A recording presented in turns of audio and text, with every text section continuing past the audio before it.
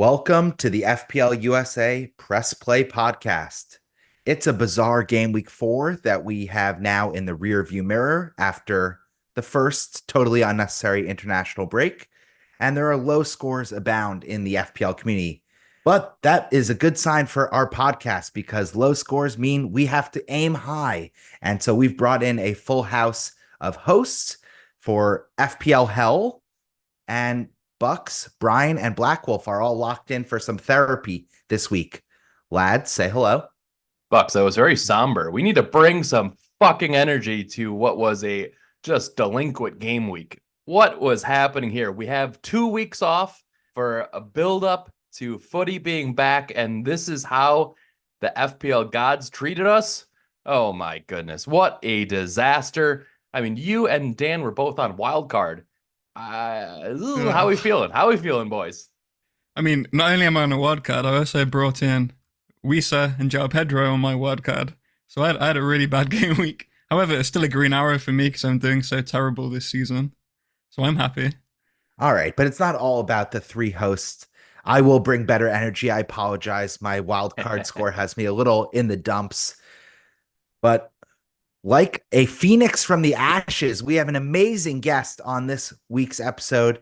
Let's welcome in and give everyone a golf clap for our guest at FPL_Conte, aka Avi. He is third of the Under the Radar, aka at Radar FPL program. He's a pro, so he's a content creator himself. And let's welcome FPL Conte to the show. Hello, guys. Happy to be here. Welcome. Excited to have you on. This is a fearsome foursome we have today, so looking forward to some banter and especially looking ahead to Game Week 5. So in this episode, we're going to do a little mini interview with Mr. Avi, and then we're going to quickly recap the notables from Game Week 4 and look ahead and answer some hashtag FPL community questions. So without further ado, let's get into it, Bucks.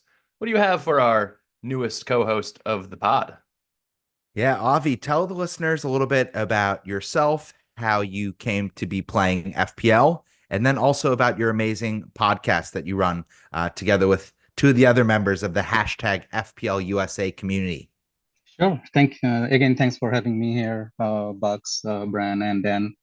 I am by trade a mechanical engineer. I work in Michigan in the automotive industry. Have been here in USA for about 14 years now, in Michigan for about 11 years out of that. Started playing FPL a long time back also. I'm a veteran in this. So I've had the pain of playing FPL for a very, very long time now. I would say, I think this is my 14th season. So if you go to my current account, you won't see all of that. You will just see 5 seasons because my old account was with my university emails. So I had to give that up at some point. But yeah, I've been playing FPL for some time now, for almost 14 years. But yeah, I mean, as you were saying, we started a podcast, basically a YouTube video podcast about 3 years ago with two of my buddies who also work in the automotive industry in Michigan, FPL Wrangler and Zidane's dad. We were buddies already. We used to talk about FPL all the time, basically in Messenger or whatever. I mean, we were talking about FPL like 2-3 hours every day anyway. So just thought, why not start something about 3 or so years ago. So it basically started as a video podcast. We were creating some contents like individually and then just putting it on the YouTube videos.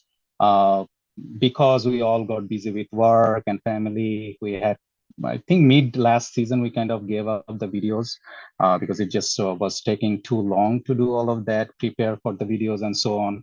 And especially the kind of content that we do, like prepare the plots and everything. I know we spoke about it with Dan as well. Dan said us that, hey, make things simpler for the video maybe so that it doesn't take you too long. You then don't get exhausted with all that. But yeah, we just had to give up the videos, but we kept making all the other kind of contents, mostly data based. I wouldn't say either of us are analytics managers. I mean, we like analytics, we like data, but not what quite like FPL analytics mean in FPL Twitter, basically. So we like data, but we all watch games. Wrangler is a Man United fan. I am a Chelsea fan, 100%.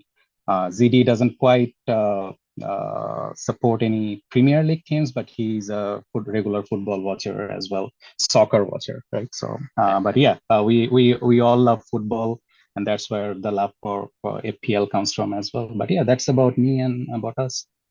Love it. You are speaking directly to Bucks's heartstrings as a Chelsea supporter, and Bucks and I both have Midwest ties to Wisconsin, so good to have another Midwesterner on the pod here. And obviously, I'm very curious if you're working in the auto industry, what are the cars that you have in your garage right now? I don't have an American car. Oh, Fortunately okay. or unfortunately, I have an old Honda CRV and I have a Hyundai Genesis right now in my garage. Nice, nice. I have to say, I think you underplayed your podcast and your content a little bit. I think if you're on X and you don't follow at Radar FPL, please make sure you go ahead and do that. I don't think you can watch any YouTube video these days without seeing one of your graphs on the screen, especially like FPL Wire, who love to use your graphs on every single video they have. The content is amazing, it's presented clearly. I certainly use it every single week. I think it's a nice balance between data and grass. So it's perfect for someone like me who isn't very analytics heavy. So yeah, definitely follow these guys on X. Yeah, I'm going to continue to blow smoke up Conte's bum here because I agree with you, Dan. I am not the sharpest tool in the shed by any means. I'm just a sales guy who likes to have fun. But your graphs really break it down and allow the analytic side of the game to be easily digestible for even the newest and novice manager. So credit to what you, Wrangler, and Z Down's dad are all doing in your spare time for the FPL community. With that, Avi, Chelsea are starting to come good. How's your FPL team going? Let's break down how you scored in game week 4 and transition to kind of rewind the action for our FPL teams for the 4 hosts. Yeah, I ended up on 48 points. Unfortunately, I didn't cap Erling Haaland. The Liverpool game and the Man City game were going at the same time, right? So I wasn't even watching the Man City game because I didn't cap him. I was just keeping my eyes on the Liverpool game. Unfortunately, Salah didn't do anything. So at least Saturday was really, really bad. Sunday was better because Joao Pedro didn't play and Gabriel came from my bench with a 15-pointer with a nice goal and a clean sheet. So that was a nice jam to Ooh, have. So yeah, I mean, wow. Talk about yeah, the I was unlucky jam. with that. Wow. Yeah, really, really nice. I don't generally get lucky with those jams, but yeah, this one was really nice. You'll remember Especially that one for because a I while. didn't captain her. But yeah. But yeah, I mean, generally speaking, I mean, it was a bad game week for most. As we were just talking about it just before the podcast, Dan wildcarded and so on, right? So even the wildcarders had a tough time this week. Other than Haaland, basically no one gave points, right? Some people even wildcarded out Saka, Gabriel, etc. The guys who actually did the points. So yeah, generally, Like me. I did both those ill-advised moves, Avi. Thanks for twisting the knife there. yeah. So yeah, it wasn't in general a good game week, and even the season has been kind of slow. A little disappointed with it, but at the same time, I have been a little disengaged from FPL or FPL Twitter at least the beginning of the season. I'm pretty sure I'll get more engaged as the season moves on. But yeah, it has been a very slow start for me in general. I think I'm like 2 million plus something. I mean, the rank doesn't matter as much, but it would have been, it's always nice to get a good start, right? Especially this season where we won't have a lot of double game weeks, etc. Generally, that's where we flourish, right? Where the engaged managers who keep eyes on things. So we generally tend to do better in the later half of the season. So yeah, it's a little disappointing, but I mean, it's okay. I'm not too bothered yet. I would say you got away with it to not have Haaland in your side and captains and still come out with close to the average for a lot of folks around the Twitter and X community. Not too bad. Not too bad. So, I mean, I feel like we got 2 wild card boys on as well, and we all went heavy on Liverpool. So let's see how Dan's wild card went. I'm actually pretty happy with mine. I ended up with 54 points and a green arrow because I picked David Raya in goal. So I got 9, which kind of offset the 15 points from Gabriel. I also had Lewis Dunk in defense to go along with the 26 from Haaland. The rest of my team were like when you get your gums measured at the dentist and they're like 2, 2, 2, 2, 2. So my entire team was just a bunch of 2s.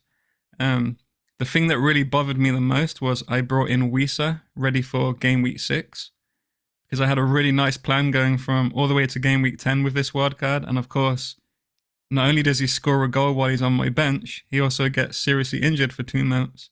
And that's kind of screwed up my entire plan going forward. So I'm likely going to have to keep João Pedro long term now unless I take a hit and use WISA as the person to make way for Havertz. So it's kind of messed with my plans a little bit. However, Green Arrow, 54 points, 1.8 million, not great, but it's not awful at this point of the season. I was looking at my scores last season when I finished 13k. I was actually 2 million at this point. So I'm still on track for a good finish. Lots of season left to go, and Black Wolf never satisfied on a green arrow with a 5 in front of his FPL score. Still complaining. That's why we love the Brits. It's always raining in Britain, even if it's a beautiful sunny day. I'll go next. I'm on 45 points. I'm the bottom of the barrel here. Scrape it up because my wildcard draft went abysmally. I had double Liverpool defense. Cost me 13 million to get them. Only delivered 2 points. So that was a theme in my game week 4 draft. Thankfully, I had Erling Haaland to save my bacon with captain armband. So double the points there. And then I had Verbruggen. Basically, that was my entire team score. Verbruggen in net and Haaland up top. Easy peasy, 45 points, and we keep it moving. Let's close it out with you, Brian. Where'd you land in this messy mix? What a game week for me. 47 points. I made my first 2 transfers of the season. So that was very exciting. It's like, all right, I rolled to 3 transfers. I am so excited. I have the whole break. I'm like agonizing between Welbeck and João Pedro, aka João Ladro. And lo and behold, I end up bringing in Salah for Saka and João Pedro in for Isak. That nets me plus 1 point because I got the bench jam of ESR coming off the bench for 7. So 2 transfers, it sets me up for game week 5, but very, very disappointing. It's just one of those things where you know nothing, Jon Snow. And that's how I felt all fucking weekend, to put all these eggs in the Liverpool basket and just get no points from those guys. Triple up. Jota goes off with the 59th minute appearance. Ugh, terrible. But it's all good. I'm going to wild card in game week 6 and looking ahead to that. But I'm expecting a red arrow in game week 5, which is disappointing as well. So doubled my rank to 800k. Was sitting at 400k, which was respectable, but haven't used any chips yet. So I'm looking forward to what's ahead. I thought I was going to catch a stray there when he said, you know nothing, John. I thought it was Bucks. So I'm glad I dodged that one. Like I dodged the points all game week. Let's go to a manager who did not do point dodging. That's our manager of the game week for our free to enter Press Play Premiership League. Again, this league is still open. It is free for any manager around the world. The code is T88F87. And we'll be sending a free Premier League kit of your choosing to the overall winner and giving regular shout outs here on our podcast. So, Sesco Club Card, aka Jacob Davies, is laughing all the way to the bank with his 78-point game week 4 return. He vaults all the way up into the top 20k overall. He's sitting at 17k, nice and pretty. Jacob had Haaland cap, Gabriel, and Sanchez with 15-point returns each. Holy cannoli. And he also had Saka and ESR add nice lucky 7 each. Bravo to you, Jacob. This is an amazing mini league. So let's keep the competition strong and growing going into the next international break. What truth teller, what psychic does this person go to get a 15-point haul from Bob the Monster Sanchez? I mean, that is absolute insanity to get 78 points in this game week. 15 points from 2 defenders. Oh my goodness. Well done. Let's take a break. When we come back, we'll dive into the action and rewind to game week 4.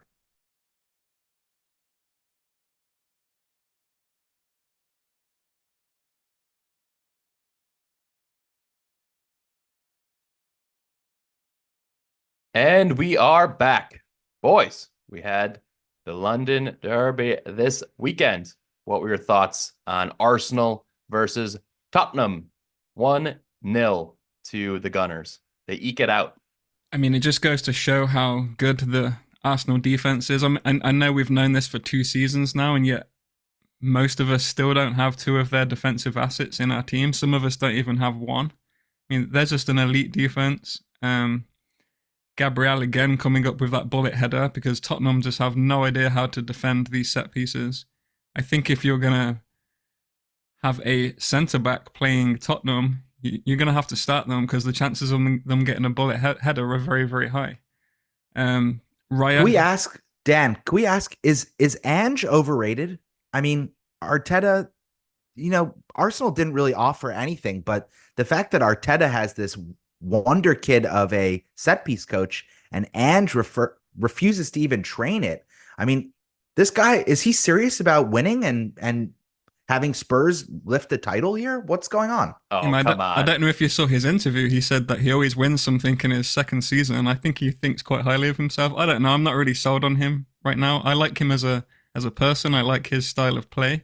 I don't think it works for a Premier League team there. Avi, what do you think? Yeah, same. I think he is a little stubborn with the style of play Definitely. that he has. He just wants to continue with that. Sometimes, depending on the match state or your opponent, you need to adjust a little bit. I don't think he has that in him. Maybe he will adjust it. As you guys said, he's a good guy, right? Like always talks well and so on. But yeah, this was a Arteta masterclass of tactics. With that being said, when you look at the stats in this one, like, I think Spurs easily could have drawn this match, right? Like, I think it could have been a 0-0. They had about the same XG as Arsenal. They had double the shots. And so, when you look at this lineup that Tottenham puts out, you expect them to be like top 6, not top 2, right? So Ange is just the perfect quality of manager for what Tottenham is. Like, don't get it twisted. Yeah, they're not really a top 4 team. They're not. And anybody that they're thinks otherwise. They're a top 4 ran team. They're really profitable. They have quality players throughout the team. They just don't have the ambition. They don't have those superstar players, though. They don't have the Youngmin Sung is not a superstar. He's your favorite player. Yeah, I mean, he's getting up there in age, and he's definitely lost a step. But the rest of the talent, I'm just saying, like, I think Ange is a perfect level manager for what Tottenham is. Like that, it's hard to replace a Harry Kane, right? They were dependent on Harry Kane for so many years. Many years. Yeah, good point. Yeah, I mean, Solanke is a good guy, but he's of course still adjusting in. Was injured for a couple of games as well. So, but yeah, I mean, I'm pretty sure that Ange will do well in the long term. But yeah, he needs to get a few things sorted. I mean, if you look at their centre back pairing, my personal opinion is that centre back pairing is one of the best in the league. Yeah. I really think so. Van der Ven and Romero are 2 high quality centre backs, and yet he doesn't have them playing properly. It's because he's got Porro on one side and Udogie on the other. I think they really were signed as wing backs. They're not full backs in a back 4 system, so they're just getting exposed constantly. I think if you had a really, really good manager with really good tactics, Tottenham could easily be a top 4 team, but I just don't see them going there. I think that's my spicy take for this game week, is that Ange might be a fraud. He might be the new Roberto De Zerbi. He's wildly overrated. He's not going to play each and every game week at calm down. Do it's not the Australian on this Super League ever again. He's in the fucking Premier League. Show some respect and hire a set piece coach. Train defense. I mean, that's what it takes to be successful in the Premier League. So I just think this game was never in doubt if you were actually watching it. Maybe it's balanced on the stat sheet. Arsenal were in full control. I mean, none of those shots that Tottenham took were really troubling Raya at all. And we could touch on how good the Arsenal defense are for FPL. I mean, Gabriel, credit to you, Avi, having him first bench to get the jam. He gets the goal, clean sheet, and 3 bonus. That's a huge 15-point haul in a game week with low scoring. And then, Dan, credit to you and some other managers on Wildcard who trusted David Raya, very expensive premium goalkeeper with Spurs away and then Manchester City in the next two. And you pulled off a blinder because he gets 9 points. It's his third clean sheet, really could be 4 in the first 4 matches. And he's just offering insane value in the goalkeeper position, which is kind of a forgotten spot in most managers' teams. So, really impressive from Arsenal, and I think pretty disappointing from Spurs. Yeah, I think in the long run, as you were saying, like especially people who are wildcarding now, this wildcard would be their basically your team for like 20, 25 game weeks potentially, right? You won't be using your second wildcard until the 25, 30 game week and so on. So if you want to have a solid goalkeeper, I think Raya, even for his price, he's a steal. Potentially double defense alongside the Gabri-Hell or one of the other defenders. Even White could be a good option. We'll have to look at the rotation once the UCL begins. But yeah, double defense, Arsenal defense might be the way to go for the longer run. Yeah, that's Yeah. currently slotted on my wildcard 6 is double defense. And I think the reason I'm leaning towards Raya and Gabriel pairing on a wild card is the alternatives in defense and in goalkeeper just aren't very high point ceilings. And so getting somebody like Gabriel who has that 15-pointer in him and hopefully getting all those clean sheets like we did last year is very appealing. Whereas right now I have Munoz and Robinson, in my backline next to Trent. They're all blanked this week, and I'm watching these mid-table teams. I'm like, why am I invested in their defenses at all? Right? It'd be more fun to have attackers from mid-table teams like ESR, and he's dribbled in some points. So I think there's just more value choosing those midfielders and attackers from the mid-table teams versus the defenses right now. Yeah, one more interesting thing is that, and again, I haven't necessarily looked at the data very closely yet, but looks like anytime you keep a clean sheet, the defenders and goalkeepers have a very high chance of getting bonus points. So that Great adds shout. up, right? So especially Arsenal, I mean, they are basically always contender for keeping a clean sheet, no matter who the opponent is. They can keep a clean sheet against Manchester City if anyone can, right? So if they do, Raya has a very, very high chance of keeping getting some bonus points as well. One thing though, David Raya, he's only made 14 saves this whole season so far, and yet he's got 6 bonus points. It just goes to show that the way they've changed the rules, these guys are going to get bonus points galore. I just wanted to add that in. Yeah, Yeah, you're he didn't have gloating that right last now. year. Next up, let's go to the team at the top of the table. Manchester City continue their dominant form, getting their 4th win from 4, fueled by one Erling motherfucking Haaland, the robot himself. Just gets another 2 goals in the first half. He was on his 3rd straight hat trick going into the second half. I was fully expecting he was going to get it. And just 9 goals from 4 games from the best striker in world football. He has more goals than any of the other 19 Premier League teams as a full team by himself. So he's pretty good at the goals. Yeah, almost too good. I mean, he just looks fitter this season, leaner also, and I mean, just on it, right? Like he isn't missing anything. He's more involved in the build-up play as well. I saw him in games where he was dropping down to even defend, right? So he is getting into that Pep mindset of playing, and everything goes through him, right? He's basically hogging all the XG in that team, especially when Foden is not playing, KDB is kind of deep, dropping deep and so on. Like if Man City gets a chance, basically there is 80% likelihood that Haaland is at the end of it. This was a crazy viewing experience to have the top 2 captains both be playing in the same time slot, right? So like you were saying, Conte, like you were not watching the City game at all, and then you're refreshing the app and you're like, oh boy, he's already got a brace. This could be rough if we don't get any return from Haaland or from Salah, and that's how it played out. But he's just an absolute machine. It's crazy the pace that he's on right now, and while he stays fit, and especially with no Foden on his side, it's on him to bag the goals. It really is. Like their wingers don't score very many goals. All the chances are being funneled to him, and he has delivered so far. So I think it's a big test, though. Obviously, playing Arsenal this week, I probably will not be captaining him, but it also is an opportunity for him to prove to the haters that he can step up in a big game, because that is, in his young career, what most people say is that Haaland fades. He gets marked out of these big games, so he needs to make an impression and bag at least one goal in this upcoming match versus Arsenal. We should talk about Wissa, the man leading the line for the Bees. Looks like he's going to miss a few game weeks, right, Dan?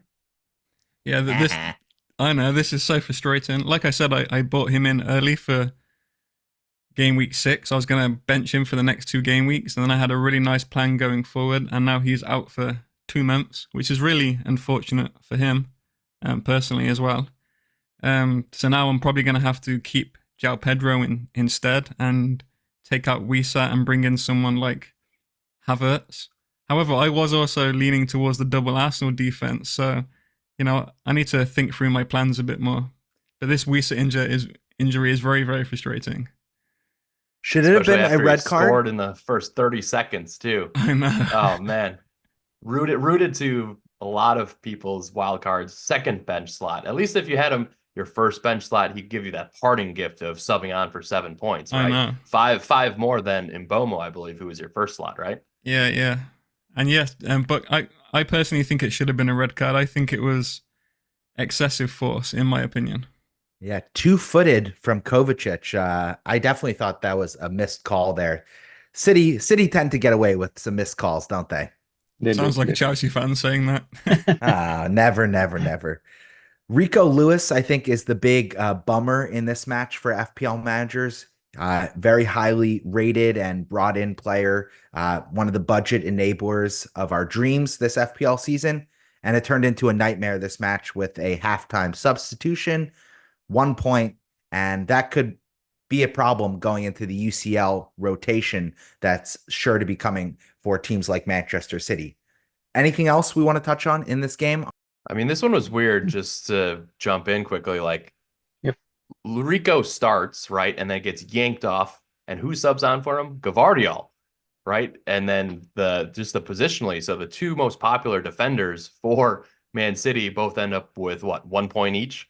And so this is problematic moving forward. So I'm curious what your take is.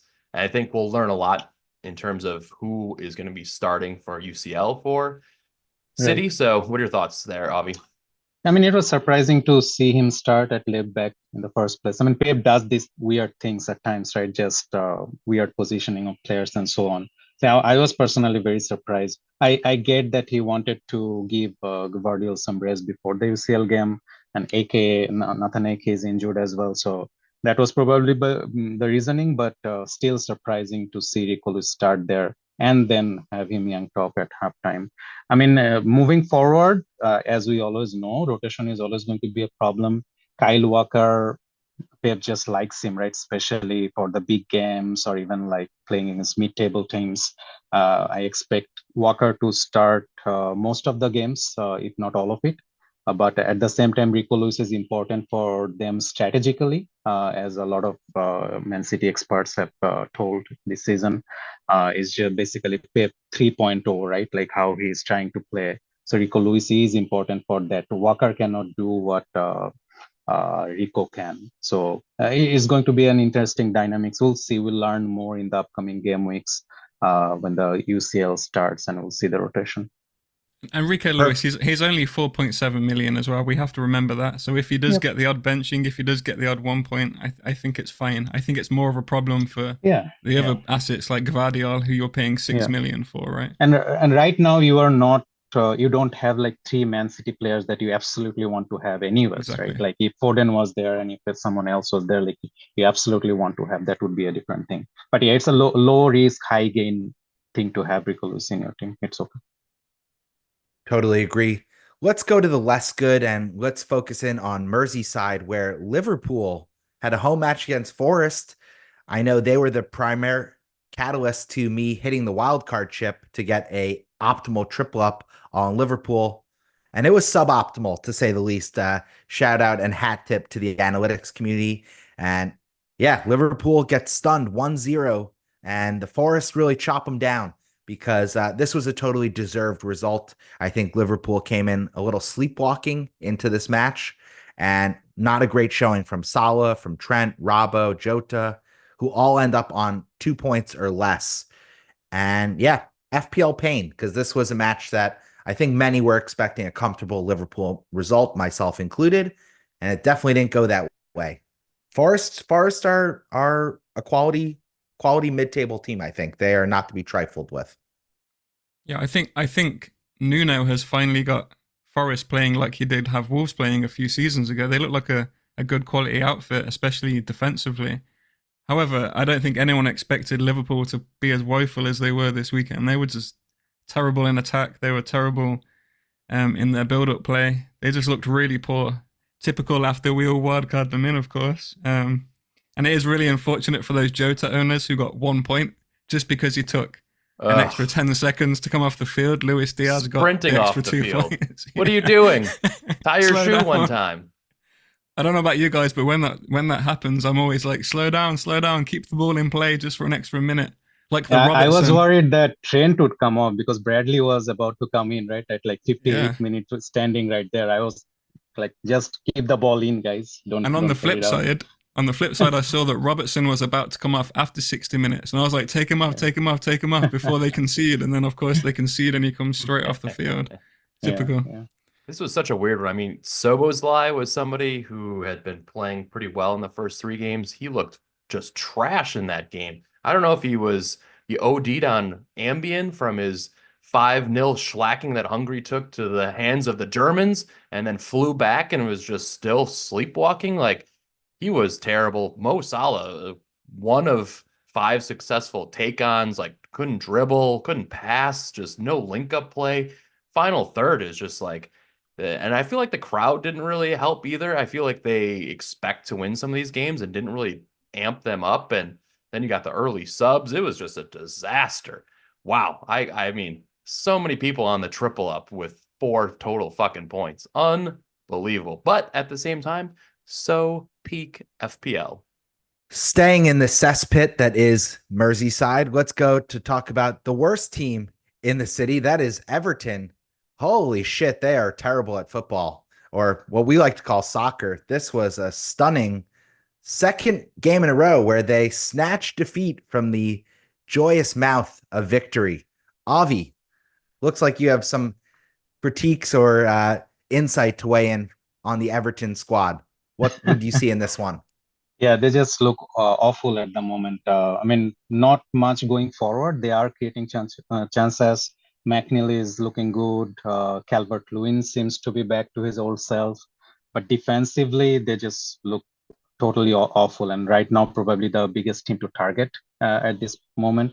I mean, back-to-back games, they conceded like 3 goals after being ahead like 2-0, right? So that just unacceptable. But yeah, I don't know. I mean, the Branthwaite absence is the big thing. Hopefully, once he comes back, they will settle things down a little more. But generally speaking, and I mean, we know Everton, right? This is kind of the story every season. They start poorly, somehow they scratch through things and just stay up, right? Because there are worse teams in the league.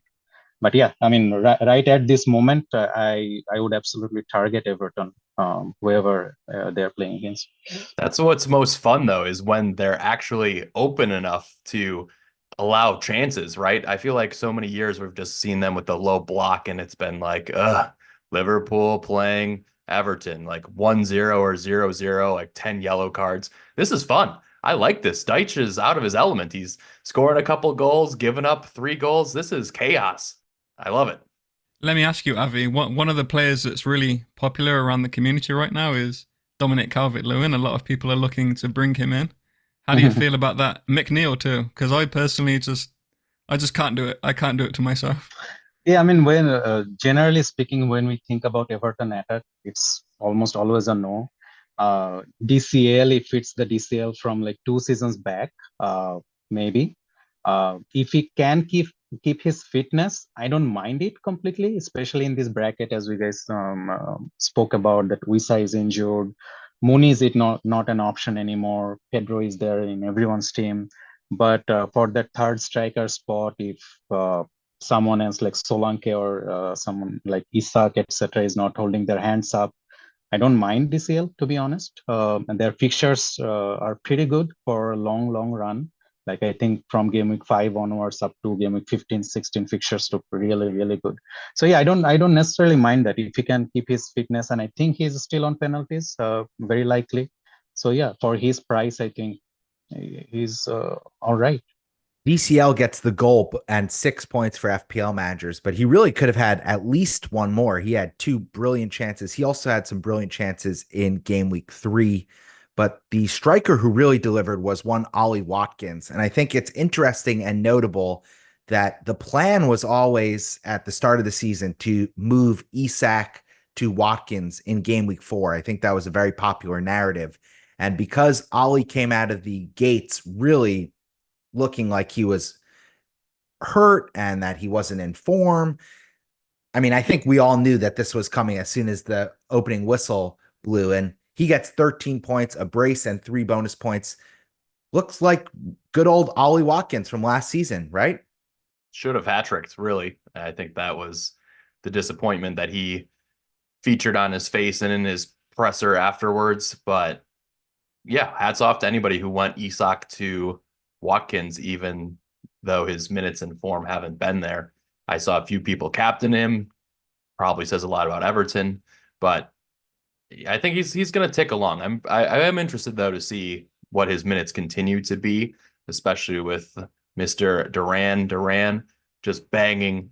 Oh my goodness, that goal was by far the goal of the season so far from my eyes. Holy shit, what a cutter to the top bins there. But people have Kansa and Dean on their team. Dean chips in with the assist, but they look ropey, man. I don't know how they're going to fare in UCL. So it's going to be interesting to see if he continues to play 60 minutes because they need him to play 90 in these opening rounds of UCL. What do you think, Dan? John Duran looks really good. He's full of confidence. He's banging in the goals from everywhere. I can't help but feel like Emery has to use him more, even if he uses him alongside Ollie Watkins. I don't think this guy's going to be on the bench every game going forward. I think he's going to have to start playing this guy. And I'm just curious how that affects Watkins, if at all. I don't know. For some reason, I keep being put off Watkins, and it's the same thing happened to me last season, and he just banged in goal after goal after goal. I have some kind of mental block stopping me from bringing him in because he's still a decent price. What is he? 8.9 million. So I can actually get to him in a couple of weeks over Havertz, which is a possibility. But I don't know. Like you said, I think we have to see what happens in the Champions League and how he utilizes these two guys. Conte, we should say credit to the Chelsea scouting department because Duran looks like quite a player, and we almost had him wearing Chelsea blue. I guess the sporting directors, sometimes get it right every 100 or so tries in the market. Yeah. It would have been nice to get like a full-on striker like Duran. I think we missed that up front for sure. Yeah, he looks brilliant. Let's go. Last match we want to spotlight is Palace versus Leicester. This was a 2-2 draw, and Jean-Philippe Mateta continues to feast under Oli Glasner's system at Palace. He gets a brace and 3 bonus points for 13 huge FPL points to those brave enough to go for the 7.5 million forward. And big news here is that he took the penalty to get the brace at the end of the game. Eze is on the pitch. Eze is wanting the ball, but Mateta does not hand it to his colleague, and he takes it and bangs it into the back of the net. So that's very notable for many managers who are keeping the faith with Eze, specifically because he's on penalties, and maybe it's not so cut and dry after all, right? I mean, I've been saying since the start of the season, I think Eze's a season keeper. I think this dents his appeal slightly, but I'm still very confident in keeping him and playing him every game. He looks so good. I think he's been unlucky to get one return. So I'm not too worried about it. I also don't think that Mateta is going to play 90 minutes every game, and Eze will. So if they get a late penalty, Eze might still take it. So I'm not too worried about it. Same here. I think he's a fantastic asset for his price. Penalties, no penalties does dent it a little bit. but I wouldn't mind keeping him for as long as I can. Great And then asset. I think one to watch has got to be Necktie, Eddie Nketiah. 6 shots in this match. That's pretty active for your first start. He played a lot of the right wing. He's Yep. going to be in some positions to put some pressure on the D. And no offense to Kamada, but he just did not look like he was going to be up to snuff in the Premier League and offer enough pace and threat in the opening 3 matches. So just somebody to monitor, and especially at he's about 5.5 to 6 million, I believe, as well. So could be down the line somebody to watch. Yeah, and as alluring as Palace's attack looks for FPL returns, their defense might just be total shit. I mean, Dean Henderson, I don't think that guy could stop the Sisters of the Poor from scoring a goal if his life depended on it. It was bleak today, and it continues to be bleak for those who have double Palace defense. I'm looking right into your soul up there, Brian. Yeah, super disappointing. I mean, the decision making from Henderson has been very poor. He did not fully commit to the first goal, and Vardy just toe pokes it in. Just like, you got to lay your ass on the line and keep these clean sheets for our FPL community. And they have been just utter trash. So that's why I was saying I'm going to probably have another red arrow this week, because I have to start Munoz once again and Henderson. And I'm not going to waste any transfers on those 2 guys before wild card. So I'll eat the points this game week versus Manchester United, but just very disappointing from a defensive standpoint. More pain incoming. All right, I think let's take a deep breath and hydrate. We will take another break and come back to fast forward for the Game Week 5 slate when we come back.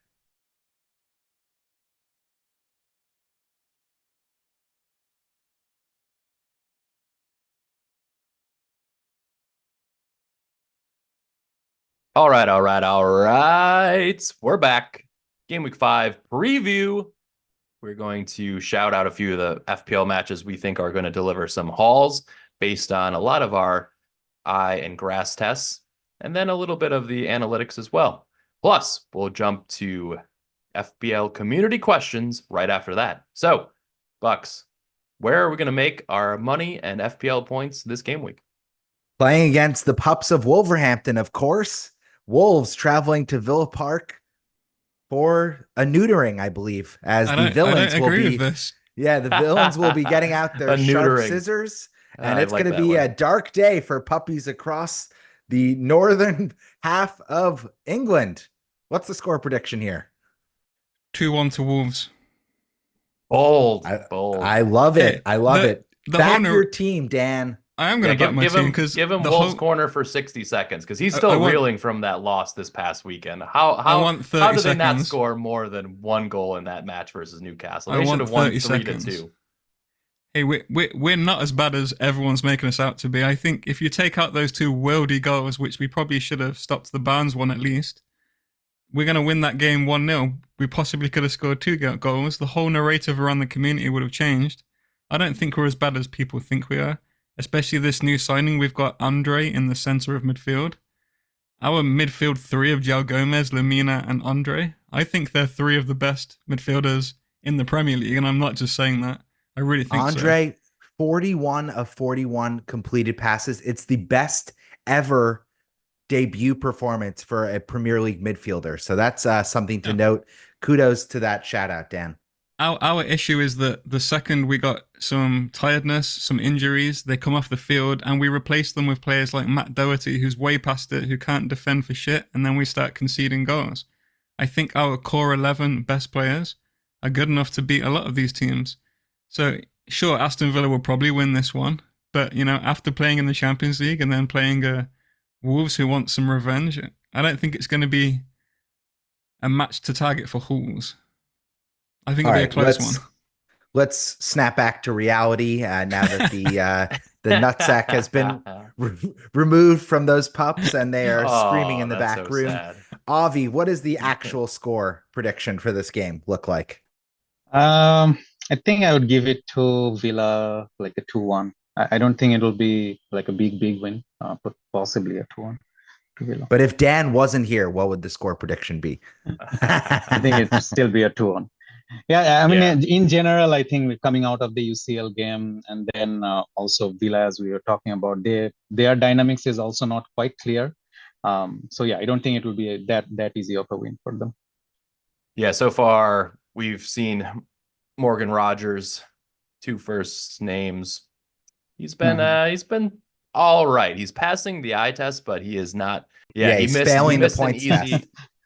It's kind of funny because the first couple matches he had set up Watkins on a plate, and then Watkins was missing those chances. And then in this match, he just fucked up the pass completely to Watkins for a tap in, and Watkins is looking at him like that. And I'm like, that was all of the FPL managers giving Watkins the same look the past 2 weeks when he was blowing those big chances that Rogers was setting up. But honestly, he looks still for the amount of time he's been on the pitch. He's playing 90 for 5-0. I think he's still perfect as your eighth attacker, and I'm still considering keeping him on wild card because it's just nice to have. Again, like Avi said, you're not going to wild card for 20 weeks, right? Like you're going to be in with a team for a long time, so that guy can come in handy. Especially, I mean, we've seen like very little rotation so far. There are going to be game weeks coming up where rotation is big in some of these UCL sides, so that could really help to have that 5-0 still in your team. 3-2 to the Villains. I think it's just the home field advantage. And I think finally the goal fests are going to start coming in this one with Villa just edging it out. Sorry, Dan, I still love you. Next up, the Cherries travel to Anfield. This has historically been a Liverpool red type of fixture. I remember this was like 7-0 and maybe 9-0 a couple seasons ago. It's I don't 9. think it's going to get that crazy. I think 3-1 to the home side.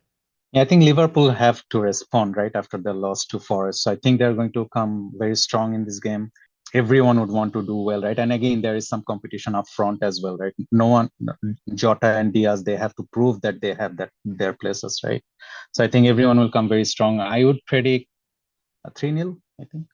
Bournemouth have not Boom. been pushovers this season. I think I've been very impressed. I thought with the loss of Solanke, they would lose their identity and just kind of roll over Very early good doors, team. but Very good team. they've been really solid. So I do also want to note that as a Jota owner, I'm very, very nervy. Like we have Liverpool traveling to play AC Milan. That's actually Yep. like a relatively tough, away fixture to open up your UCL campaign. So if they see, let's just say they start their front three on Tuesday, there could be really reduced minutes again on the weekend. And so that Yeah. scares me for sure because I've got that 1 pointer this week. And if we see a game to rotate in, we could see Darwin or Gakpo maybe even get a start on the weekend. So But definitely they will be got the monitoring. rest. Right? They got the rest though. They all came Yeah, off but around if 60 if minutes. if it's a situation where they both start tomorrow and they look like shit, like that could play out. Like we could see through the Yeah, first fair. 60 minutes that AC Milan at home bottles them up a bit, and then all of a sudden you're like, ooh, maybe Slot's gonna have some rotation for the first time on the weekend versus a lower opposition in Bournemouth. So just putting out some of those scenarios, but it will be What's your interesting to score see. prediction? What's your score prediction, Brian? I'm still bullish, but I think 2-1. I think Cherries find a Ooh, way to score, but I think it's toss up. traveling back. It's just that added wrinkle that gets complex. Yeah, I think I was just going to say that if you are on a Game Week 5 or Game Week 6 wild card, I wouldn't just go anywhere near any of the other Liverpool attackers other than Mo Salah. I think if you have the money, just go Robbo and Trent at the back and Salah up front. Jota, Diaz, all of them are going to be heavily rotated when the UCL comes around. I totally agree with that. Let's transition and focus on the best matches for neutrals. These are the matches that are more for us footy fanatics and pure watches, not necessarily the best for FPL returns. And I think we have to start with the heavyweight matchup. Arsenal traveling to face Manchester City at the Etihad.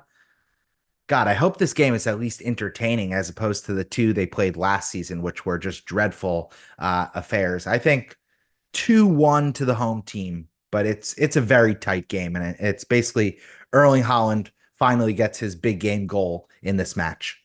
I would be starting my defenders with confidence in this one. I think it's, again, something that is low scoring. I would say a 1-1 or 1-0 either way. I just don't see many goals being put up in either one of these. And especially if Foden is not healthy enough to go, they don't have enough threat. And we've seen Arsenal man mark Haaland out of these big matches. So I'm not very optimistic for goals for this one. So I'd be happily starting Rico Lewis and starting Gabriel and Saliba and Raya in this one.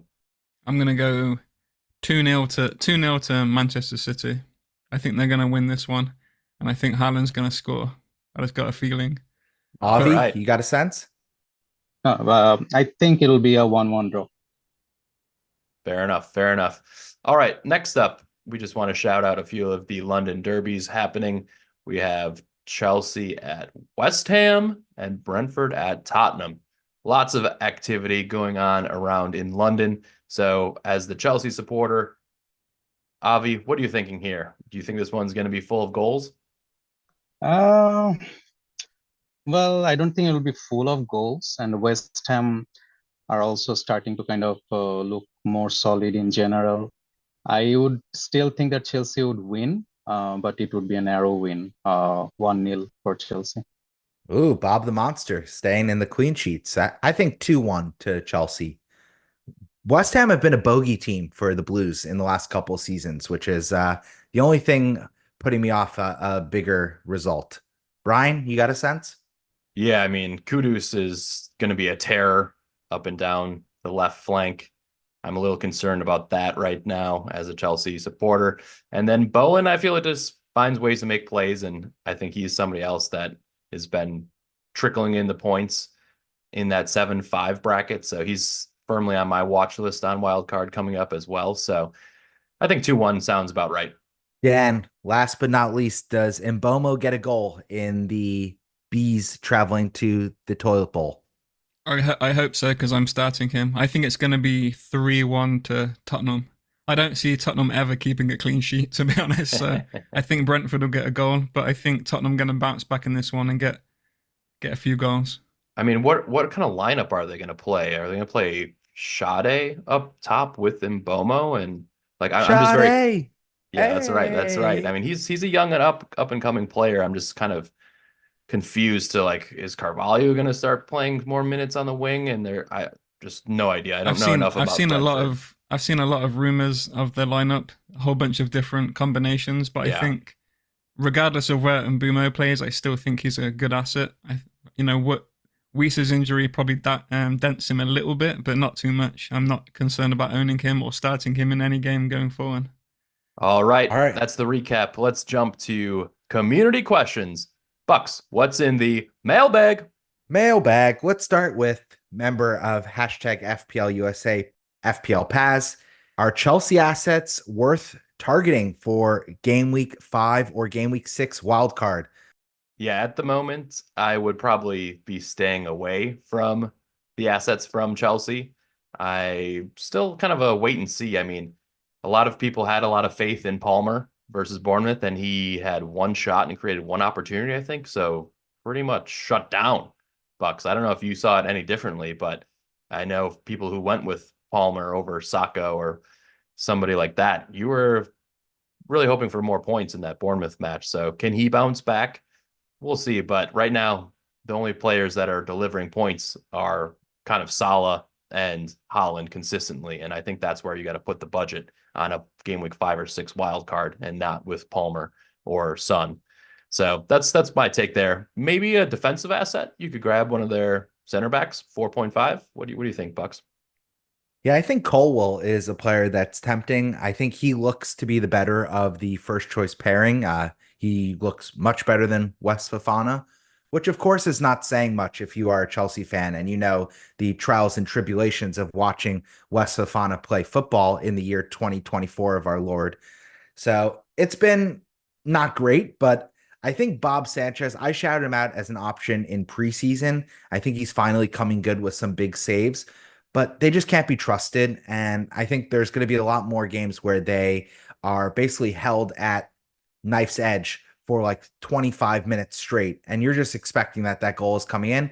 Fortunately, it didn't against the Cherries, but I expect it will most game weeks. We are playing a very risky play style, but I like it because we're getting a lot of chances going forward. So I think Chelsea can be on the menu. What say you, Avi? Yeah, I think at least right at this moment, I wouldn't go anywhere near Chelsea attackers other than Palmer, just because of how many attackers we have. Like Sancho looked really good for the second half last game, right? So I wouldn't be surprised if he starts the next one, right, over Neto. If Madueke hasn't done that well in the last two games, what if someone else gets a start, right? So I would just not get anywhere near the other attackers outside Palmer. And then in defense also, we still look very shady, I would say. I wouldn't be relying on our defense a lot to keep clean sheets and so on. So, yeah, other than Palmer, I don't think we have a out and out FPL asset, right? Do we look shady or Sade? One might ask. Let's go to the next question. Matt, aka my Cayman fans, asking bigger injury concern, Vissa or João Pedro? I mean, I think he asked that question before we got the confirmation that Wisa is out for 2 months. And I think João Pedro is likely to be fine for the next game. So there's your answer. I think Wisa's an immediate sell, unless you can bench him and save up some transfers to do some rejigging of your whole squad. But yeah, Wisa's definitely more of a concern now. Yeah, I think the value of the transfer right now is more pressing for managers rather than taking him out, because I would assume if you have Wissa, you probably have 8 attackers. So benching him and then making possibly a double swap to eye up some of the other more expensive guys up top, I think that would be my recommendation to Matt there. I think this is a perfect transition to our next question from Avi, your co-host, FPL Wrangler, who's asking what to do with Muniz, because there's just minefields abound for this kind of budget enabler striker position. Muniz is looks like he's very much off the menu. We 86'd him for game week 4. I mean, it's probably one more game week. Wait and watch, see if he gets minutes. I mean, it's very unlikely that Jimenez will be starting every game, right? If you can bench Muniz in game week 5, I'll do that. And then look forward to moving to either a DCL or maybe even a Vardy, and Ketia may become an option. We'll have more information past this game week, I think. So yeah, my suggestion would be to just hold on to him, bench him if you can. If you absolutely have to sell him, I know Wrangler is in that position because his 8th attacker is Harry Winks. Of course, he doesn't want to play him ideally. I think right at this moment, if you want to get someone, DCL is probably high up on that chart. But yeah, that's it. Yeah, totally agree with you there. I think DCL is, like you said, an option with their fixtures that they have coming up. So it's really thinning out though in that bracket, especially if João Pedro can't deliver. It's João Pedro or DCL, and then a lot of wait and sees in the front line. So next up, we have a question from Holy Pinto, who asks us who to swap out for Son, and is Salah the only answer? And then also another friend of the show at Barrister FPL wants to know if Salah is essential this game week. So yeah, very curious, Dan, on your take here for Son owners who went with that differential. Hasn't really panned out since the game week 2 explosion. What do you do there? Yeah, I don't personally think Salah is essential. I think having him this game week is going to be good considering they're playing Bournemouth. He's also a captaincy option over Haaland, who plays Arsenal. However, the last game against Nottingham Forest, he was almost invisible. He played terribly. I don't think he's essential. I mean, I know last game week when he was getting 17 points, everyone was saying he was essential. I probably said it myself at some point, but I wouldn't completely rip up my team just to get him in for this next game week, especially because in game week 6, a lot of us are going to be taking him back out to bring in the likes of Saka. So, there's alternatives out there. Maybe you keep Saka, maybe you go to someone like Cole Palmer if you don't have him. I don't think he's essential. You weren't saying that in the group chats when we both decided to wildcard to get Salah, bro. What happened? On a wildcard 4, I think he was essential on a wildcard 4. I don't think he's an essential transfer in game week 5. And I wouldn't, if I was wildcard in game week 5 or 6, I would not wildcard him in. I think, to be honest, I think Son must be the second best captaincy option behind Salah. So if whoever asked that question, Ooh. if you cannot get to Salah, Son is not the worst captain, to be honest.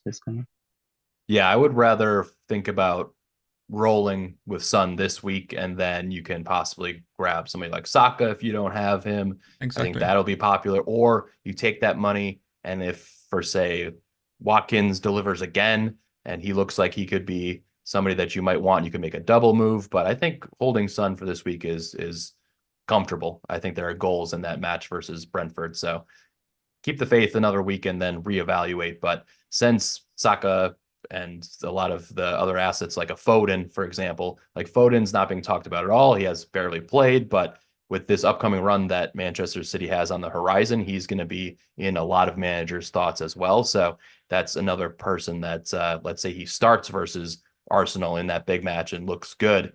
He could be somebody that you could downgrade, and he's 9.3 right now, having a few price cuts. So wait and see, Mr. Pinto of the Holy Land. Awesome. Let's take our final break. When we come back, we'll dive into our Game Week 5 transfer moves and captaincy shouts.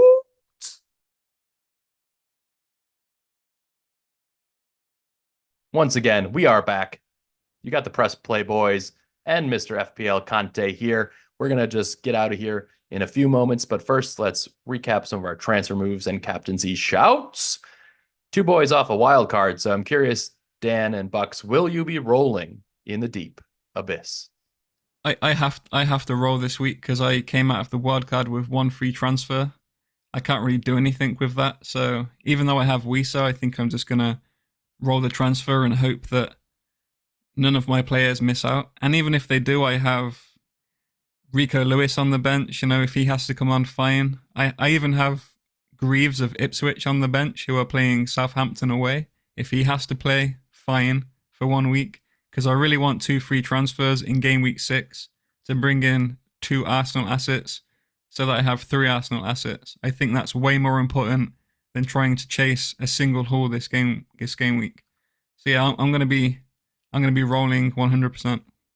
I'm also rolling, and I will be captaining Salah. I'm pretty well set up. I dodged the Wissa injury, and I didn't get many points in game week 4, but Nico Jackson could be a differential for me, and I expect that Salah will come good and that Haaland will also stay in the goal. So I think my team is fine to roll and just attack game week 5 as a medium upside game week. How about you, Avi?